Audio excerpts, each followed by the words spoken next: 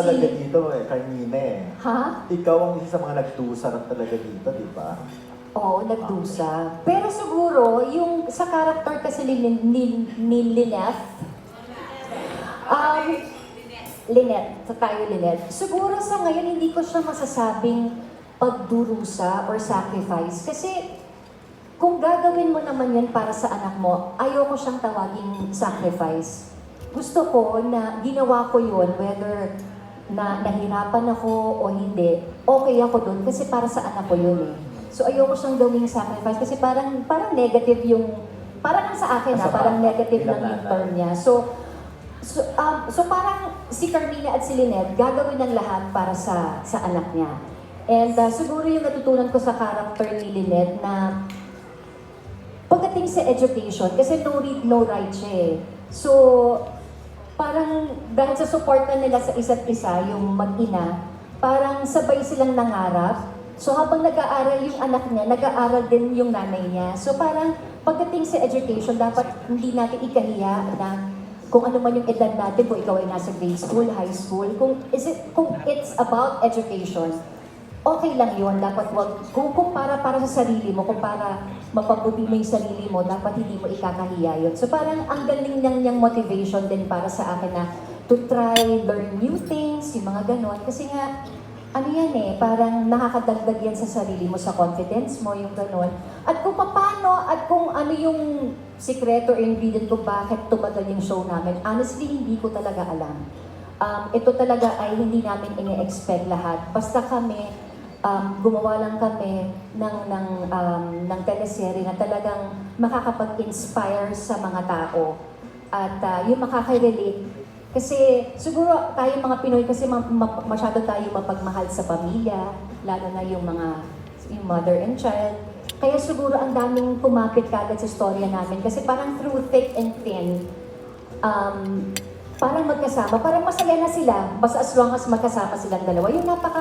Yung simple happiness, simple joys, mas maligaya na silang dalawa. So, kaya siguro parang tumagal yung show namin. Meron ka pa bang idadagdag, Kuya Arwan? Kanina gusto mo bang bumalik din sa pag-aaral pa? Gusto pa mag-aaral pa? Ay, oo. Gusto ko mag-aral pa ulit. Na-inspire ka rin sa character? Oo, na-inspire talaga ako. Kasi, like I said, parang pagdating, pag nag-college ka naman, wala namang pinipiling edad eh. So, Yes. okay lang, ang dami na namang online. Ang dami nang pwedeng, ang dami ng mga ways, not only going to the literal school, but through online, ang dami mo nang pwedeng gawin, diba? Ano sanang course ang gusto mong kunin? If ever lang.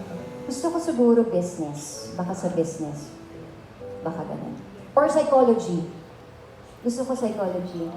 Kasi nung high school ako, parang nung magka-college na ako, I really wanted to take up psychology. Kaso napunta ako sa advertising. Tapos hindi ko natuloy. Parang feeling ko, psychology. Ayan. Okay. Thank you po. Thank you. Good choice.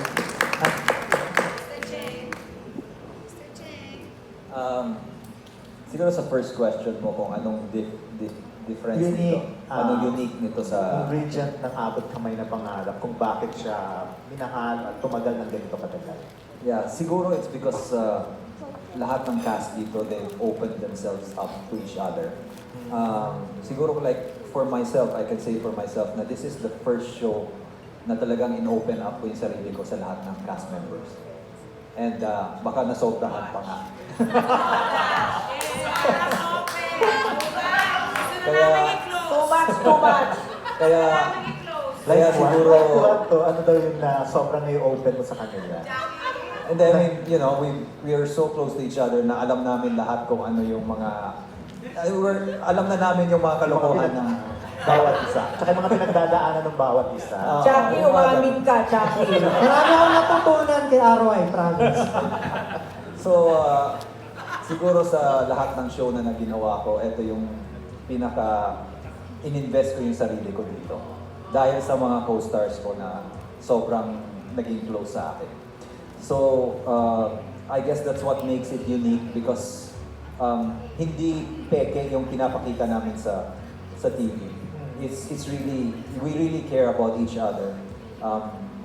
We really, real feelings yung pinapakita namin sa isa't isa. Like kung pinapakita namin na parang mahal namin si Annalyn. Sa totoong buhay, talagang mahal namin siya.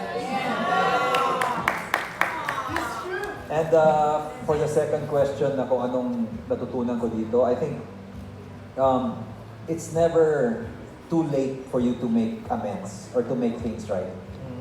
Kasi dito sa story nga, nakita mo na nung nalaman ko later on in life na totoo pala siya anak and all that.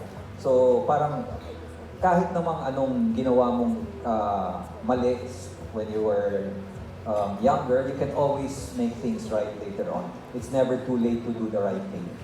And ang pinaka-importante siguro dyan is, like for me, the family is really your greatest treasure.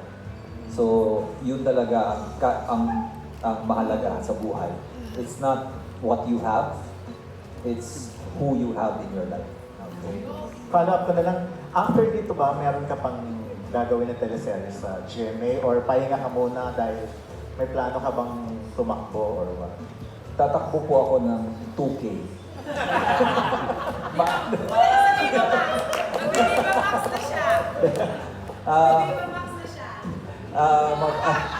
Depende naman po kung anong offer ng GMA. Kung merong offer ng ibang show, why not? I'm, ano talaga, kung may trabaho, so much the better. So, I'm just waiting for an offer. So wala mo ng politics sa'yo, Richard. Wala mo ng politics. Wala. Thank you. Balikan ko lang si Pinky, bakit emotional ka kanina? Anong pinaghuhugutan mo? Ay, paiyakin mo na naman ako? Hindi. Hindi. No, kasi parang nag-flashback lang talaga lahat ng memories. Tapos lahat ng pinaghirapan namin ng sabay-sabay. Kasi di ba magkakasama naman kami sa 10. Napakahirap kasi 4 times a week po kami nagte-taping. So Okay. talagang, kasi nga 6 days a week yung show. So first time kong nakagawa ng 6 days airing na show. So talagang nandun yung mapupush ka talaga sa limit mo and more. Tapos ang maganda din na magkakasama kayo, yung mga advices na binibigay nila sa akin or that we give each other, malaking tulong yon. I can name it, pero bukas na tayo matatapos. Isa-isa sa kanila, meron silang nagawa para sa akin na hindi ko makakalimutan. Hindi lang po yung mga artista natin, pero even our staff, yun.